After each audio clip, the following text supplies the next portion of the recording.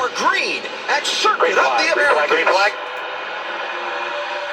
It's like a pretty even start, Shane. Maybe actually with a little bit of an advantage, but Connor's going to be in the preferred position. Oh, look at Austin Hill down to the bottom. Blue and white 21 trying to make it happen. 3 wide off of 1. Oh, Austin's going to have a good drive, but Shane's going to be in the right position here at turn 2. Oh, look at Austin Hill. He's going to stick out there. Will he slot into second?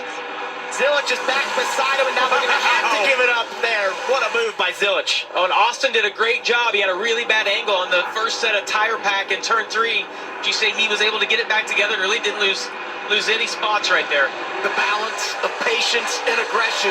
We'll talk about it all day long. SVG away with the lead in front of Zilich. Hill is third. That's Allgaier that slots into fourth, and right behind him, Carson Kvapil in the blue and white 91. I can't believe everybody made it through the S's the first lap. I thought for sure somebody would get hip checked, as you pointed out in the pre-race show, but everybody seemed like they made it through. I think they were just so afraid of it. We saw it in practice. Still out there. Toyota onboard camera riding with Brent Cruz, 17-year-old from Hickory, North Carolina, making his first ever start in the O'Reilly Auto Parts Series. He says hello and welcome to the series and goodbye. Got a race for the lead right here. It doesn't look like Connor's in the preferred position coming around. See if he can set him up now going into turn 19. Well, he was dogging him through the carousel down to 19, this up the hill to turn 20, and the left-hander back to the start-finish line. One thing to watch, and it happened in qualifying yesterday, is that the one car of Connor Zilich is not using near as much racetrack as everybody else. He seems just a little tighter on the exit of all the corners. That tells me that he's driving a little different, or that his car is just generating more grip.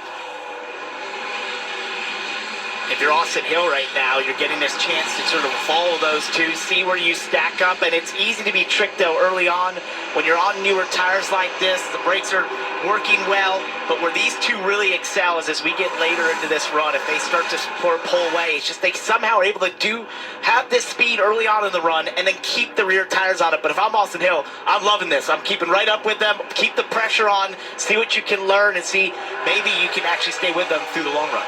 See what you can learn and build your confidence. I mean, if you can hang anywhere close to this duo, it's got to do so much for you mentally. And, you know, when you look at his history at this track, Hill's been really good here, so not shocking to see him in this position of third, but hanging right with the front runners and the favorites coming in, no doubt. Yeah, this is the area of the track that we saw. It's so much tighter that the 1 car is than the 9 car right there. He's just able to run just a little narrower entry through the middle, the exit of all those corners, and he just rolls up a little bit of speed. It looks to me like the 9 struggled through that section.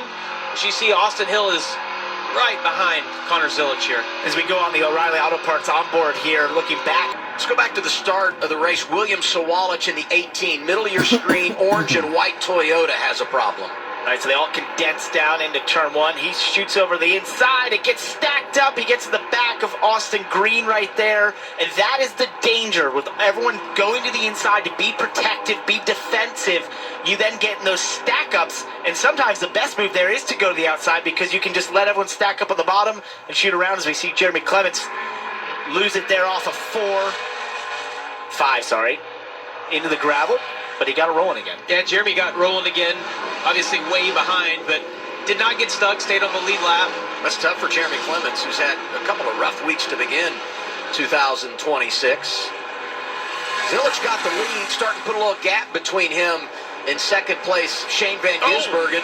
7/10 that lap. He's pushing. Went quick, yeah. You see that? 7/10 that lap. But look at what they've done now. Austin Hill got back to third, but he's already 3.5 seconds back. Allgaier 4.7 behind, and Mayer now up to 5th. Mayer's got some really good lap times going. If he can let this race run out a little bit, these guys running side by side will... We'll go back and get a look at those hands on the steering wheel now, right? I want to see how calm they are. You were so enthusiastic about it. Oh, yeah, look at that. Yeah, a little stretch. That's a Rusty Wallace arm shake right there. That's like the cruise is set, it's 70 and a 65, and no one else is on the road, right? Kevin Harvick goes to the ovals, right? You take his hand off, it's stretching. Maybe. I watched a lot more racing during that period than you did. You were in the races. It is, if we go back, you know, when you think back to riding on board with him yesterday in qualifying, he was solid on the wheel, really working the car over. You see him here still pushing the car, but I think he's just managing that gap him here. Gonna have to roll in the throttle on exit, trying to keep the wheel spin down. Got Baltazar Laguzaman here, slow on the racetrack. You couldn't wait to jump in. Parker was wanting to say Baltazar's name. And there he is. I mean, he just wanted to throw it out there. You know, he is the first driver from Argentina to start a race in the top 3 series of NASCAR. Made his debut here at COTA a season ago, and Baltazar had some troubles yesterday in practice and qualifying, did make the show.